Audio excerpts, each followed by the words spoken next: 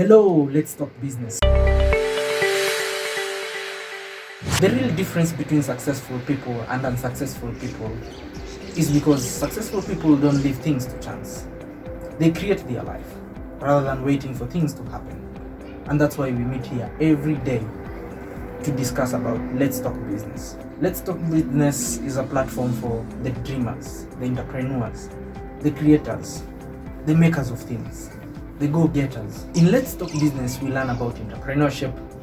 We learn how to create great businesses, how to start from small to big. And you see, many big businesses and big entrepreneurs are not big because of what they know. It is because of their constant hunger. It is because of their unsatisfied hunger to learn more, to continue learning and to continue knowing. So continue following. Today, in the third episode of Small to Big Roadmap, we are going to learn about change and growth. Change has to be a constant, and growth has to be a habit for you to be able to grow from small to big. We look at critical examples of companies that continuously changed.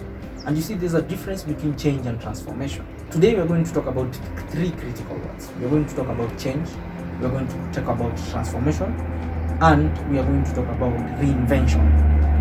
And the critical difference about change and transformation is that change is, as one of my friends say, is how tadpoles grow into frogs. And transformation is simply how caterpillars transform into butterflies. Reinvention, on the other hand, requires change constantly.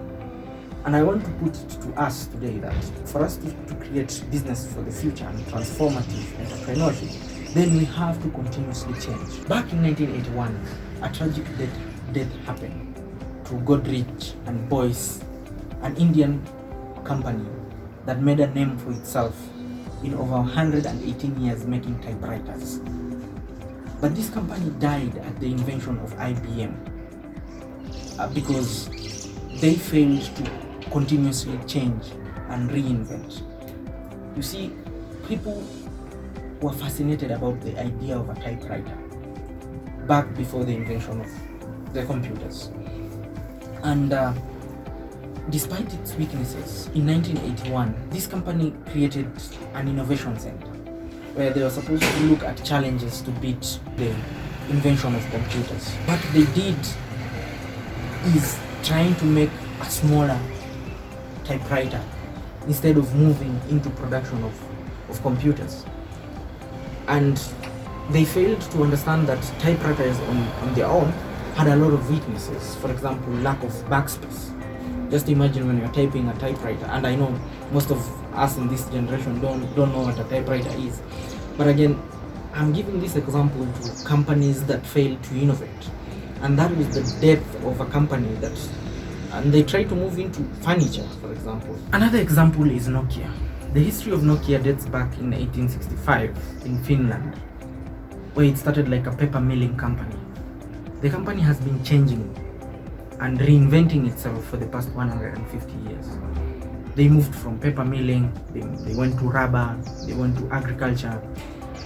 They moved into technology and became what Safaricom is right now, before moving into producing mobile phones. And they produced their first mobile phone in 1992. And Nokia grew to become a big company in telecommunication. But what happened to it? They failed to reinnovate. Another good example is Missouri-based company Eveready, that has more than a century been known for producing the Eveready dry cells. And as you know, that technology has changed, and this company for a long time remained constant without changing. But for the past 7 years, things have changed in Eveready. And I want to quote the MD, Amritan Shu, who said that 110 years company needs to always find ways to remain young. And that is what we want to talk about today, that looking at Eveready for the past 7 years, it has tried to reinvent itself. it has moved from industry to industry. It has moved to home appliances business. It's producing kettles, it's producing cookers, it's producing fans, heaters. 2015, it moved into LED production, and now moving into energy drinks. And this is what we call change that defines growth. And as we spoke in the first episode, we looked at Amazon, for example, that kept changing, moving from online bookstore, even changing its name 3 times. And I want to say that for you to build a company, then you have to be very open to change, study the market trend, listen, and pay the most important cost in business, and that is paying attention. When you pay attention, then you're not afraid to change. And I want to submit that the day you stop changing, then you stop living. So what we are saying in this episode is that starting small, thinking big, requires you to continuously reinvent, to continuously change, to continuously grow. Actually, your motto should be change or die. There are 3 types of reinvention. The first reinvention is a proactive reinvention. The second reinvention is a reactive reinvention. The third reinvention is a reflective reinvention.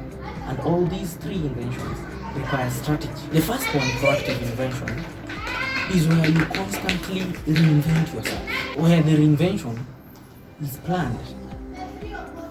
And this is where you continuously study your own business and study the market and try to find out what are the market requirements, what consumers are saying.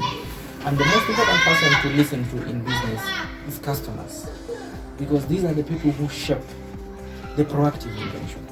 And I want to say that this is the most important reinvention a business can ever do. Some of the examples that I've mentioned, for example, Everready started after 110 years of existence. They started reinventing, and that was not a proactive reinvention. But either way, it is a reinvention. My most important point is that for you to grow a sustainable business, then you have to continuously reinvent. Whether it means changing your product or improving it, the most important thing is that you keep moving. Someone said that whether you're crawling, whether you're walking, whether you're climbing, whether you are running, the most important thing is that you keep moving. In proactive reinvention, you need to constantly learn and constantly study. You need to be able to see what others are not seeing and will not see. And you need information outside yourself. In reactive reinvention is whereby something hits you so bad that you have to reinvent yourself. And we have had an example of the typewriter company. I think the typewriter company reinvented, but the change they moved into good to us. The third type of reinvention is reflective reinvention, and this is where you fail. When you fail, then doesn't mean that that's the end of you. Reflective reinvention is where you pick up after failure and then decide to come back afresh. Everready, for example, have said that they failed after the technology phased out batteries, and I must say that these people have successfully reinvented themselves. So one of the most important points in our video today is that for you to keep changing, then try to get an information that is beyond yourself. And I know it's a challenge for many smart people. They tend to think that they have all the answers. And you know, as smart as you are, you can never see the back of your head.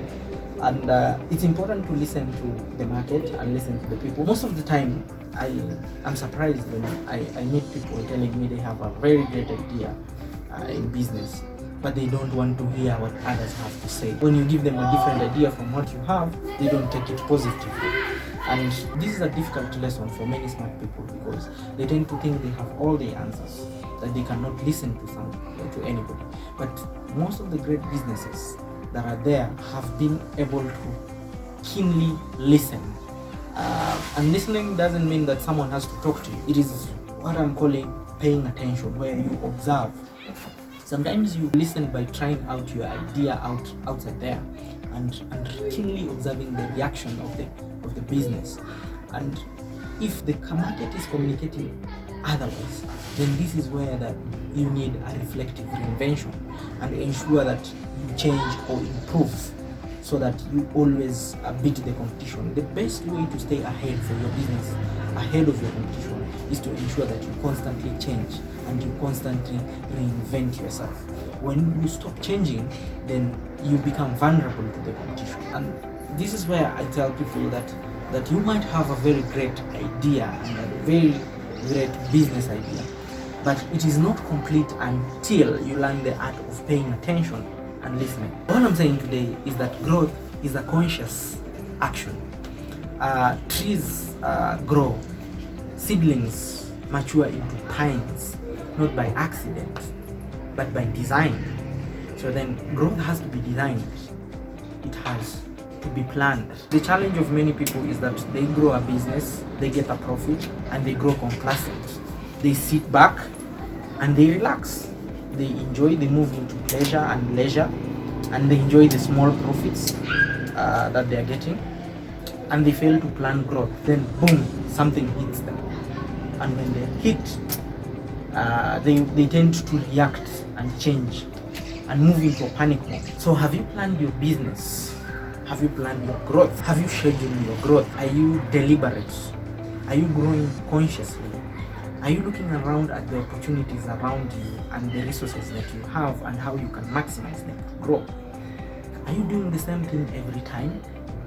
Because it will only get you as far as you have already come. So if you want to move from small to big, then you have to constantly find new ways of doing things. You cannot keep doing the same thing all the time. It will only give you the same results. You have to find new ways of doing things. You have to find new ways of remaining competitive. And you have to ensure that you find new solutions to problems. So in simple terms, what I'm trying to say is that as you start your business, then as I said in the first episode, you have to see the end from the beginning. You have to really plan your growth. You have to know who you're becoming next year, what your business will bud into. As so many of you in the comment section said they want to start a cleaning business, for example. And when you want to start a cleaning business, then you have to ask yourself, how do I go from version 1 of my cleaning business to version 5 of my cleaning business? And a good example is probably you need to find out a few contacts and people that you know that you may talk to and tell them, hi guys, I want to start a cleaning business. Please give me a contract, 1 or 2 things, contracts that you can prototype the model of your business. And probably I can talk a bit about the cleaning business. Now, if you want to start a cleaning business, my advice would be, first get a name, get registered, design a nice outfits for your business. That's a strategy. Then you find 2 or 3 people. You tell them, hey, I've started Bele Cleaning Services, and very soon, if I get a contract, please be ready to work with me in cleaning. Then you get 2 or 3 people who have offices. Let them give you a contract for cleaning, and boom, you start just like that. Once you start, you learn the business, your prototype, of course, and then probably you can even get contracts to supply soaps, to supply detergents. You can even move to producing those detergents. You can even grow into a security company, and you can move from cleaning to another business, and because you've planned growth. And that is what I'm calling constant growth, and that is the only way you can grow from small to big. As I finish, I want to say, don't talk about it, be about it. Ideas alone don't make money. Plan your growth, strategize, map the resources around you, and then go to the next level. Subscribe for more videos like this so that we can share. Go to the comment section. Let me know what you think about growth. Let me know the type of business you're doing and your growth strategy. Let's refine it together and hit the notification button for more videos like this. Thank you.